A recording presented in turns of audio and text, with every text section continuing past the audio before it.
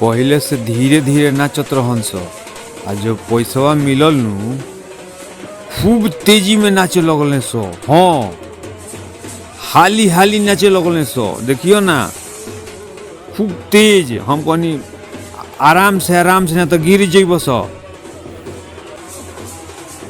ए बरियात में हमरा तो फायदा भइल, न्योता के पैसा नाच देख के सधा ले, भर पेट नाचे देखनी।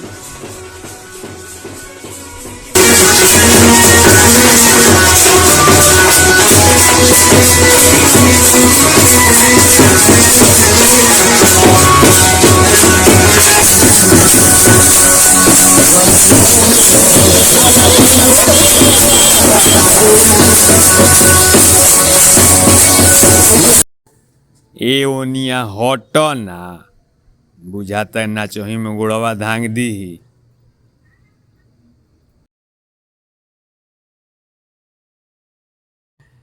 ध्यान से देखनी तब न बुझाइल, एकरा तो एक आँखिया से लौकता। इहे कहीं ई दौड़ दौड़ गुड़वे देने का है आवता, एकरा तो लौकते नइखे।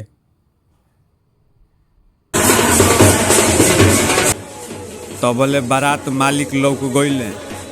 हम कहनी तहरा आन्हरे लौंडा मिलल हा, तब बाद में बुझाई कि ना कम पैसा मिलल होने सब।